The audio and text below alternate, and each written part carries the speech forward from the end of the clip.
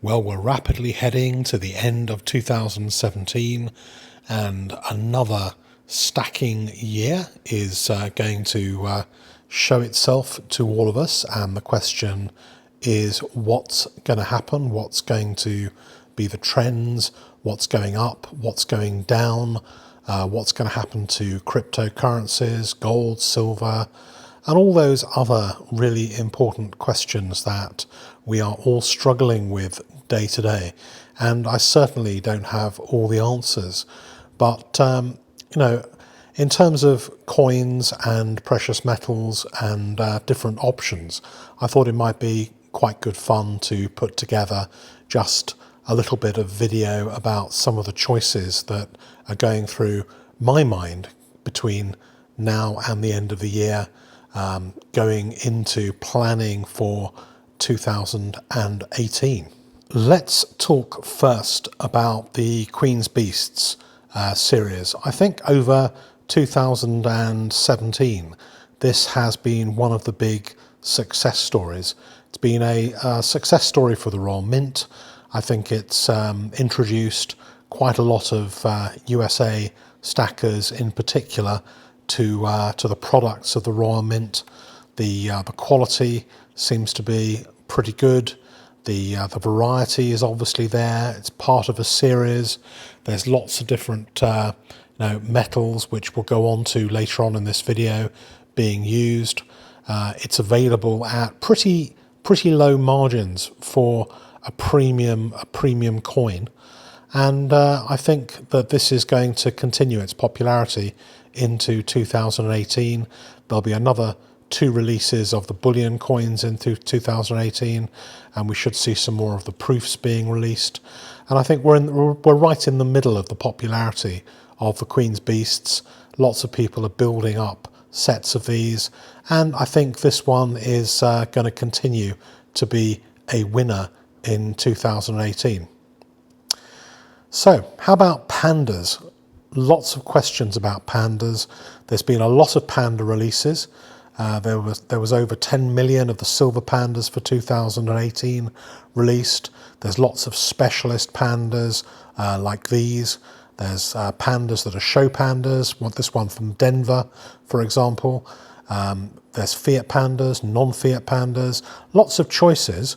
The big question is whether 2018 is going to be a key year for pandas, or whether collectors are going to have a bit more of a downer on pandas. My premonition for this year is it's not going to be a key year for pandas. I think that this will be a great year for people who are bottom feeding, people who are making lowball offers. I think people who want to pick up some of the really key panda coins in 2018 are going to get a great chance to pick up some brilliant bargains, which will then do well in future years. I think I've had lots of conversations with people about, when they should buy certain things. And there is an argument for saying that buying behavior should be as anti-cyclical as possible. And obviously you want to sell at the top and buy at the bottom. Okay, so the next few coins are premium bullion coins. So let's talk about this. Okay, the Britannia in the middle isn't strictly a bullion coin, it's a proof. But is there a case for buying these coins going forward to 2018? I think the answer is yes. I think Britannias have a long way to go, and I don't know whether 2018 is going to be the year of the Britannia. But if you take a 5 or 10 year time horizon, picking up Britannias now will give you a great collection of coins going forward. Queen's Beasts, these particular ones are MS70. MS70 will always be more highly desirable than PF70 when it comes to collecting these coins. Much more difficult to get an MS70 than a PF70. Probably only 10-15% of the graded examples get an MS, whereas probably 60 or 70% of proofs get an PF70 straight out the box. This one's a platinum one, first day of issue. It's up to you whether you think the premium on these is worthwhile. But if you are going to go for these types of coins, trying to get the 70 is going to be a much more appealing thing to fellow collectors going forward.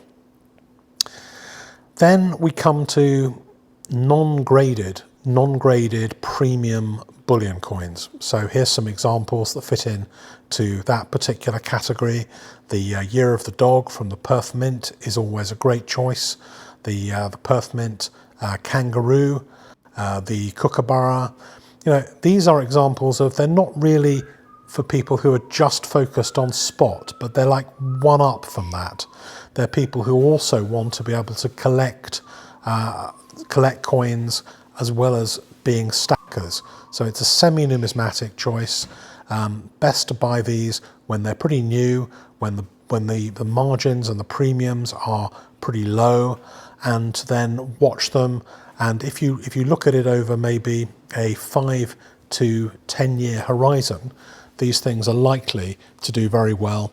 Of course, how well they do will depend on the spot price movement during that time, and also to some extent currency movements.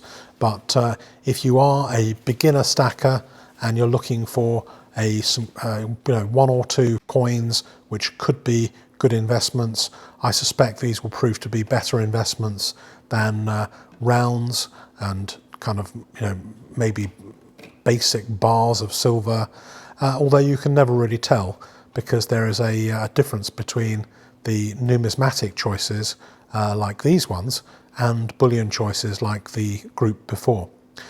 So what about numismatic choices for 2018? I think that bullion is going to be to remain fairly low.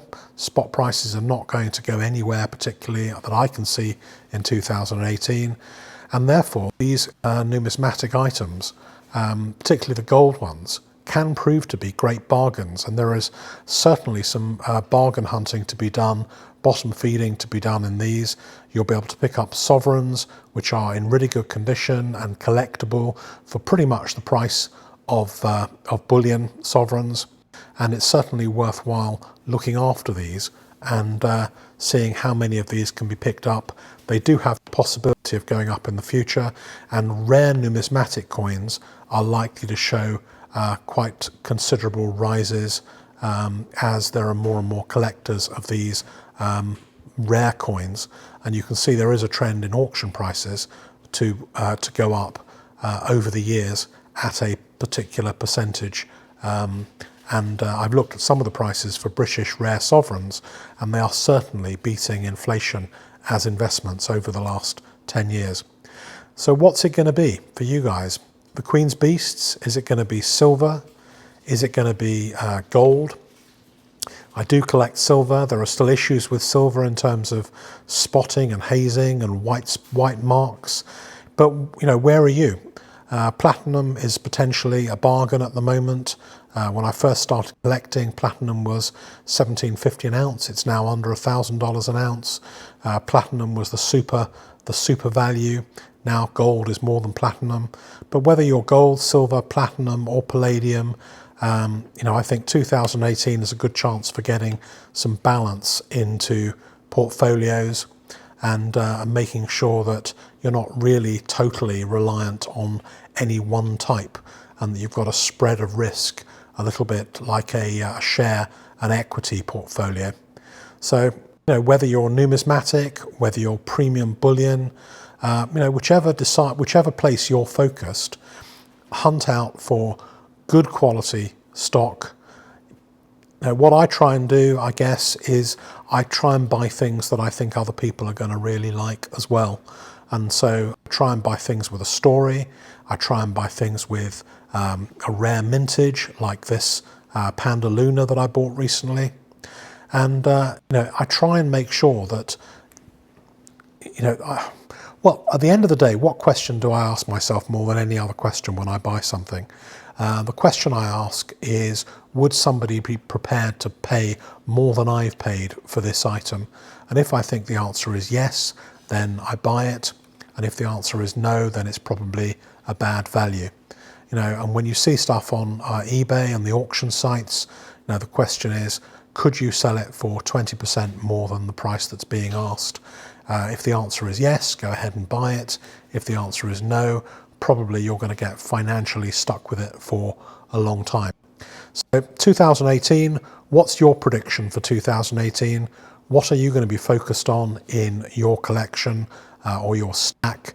So please like, please subscribe, please comment, and please let us and all the other fellow collectors and stackers know what you're going to be doing in this next year.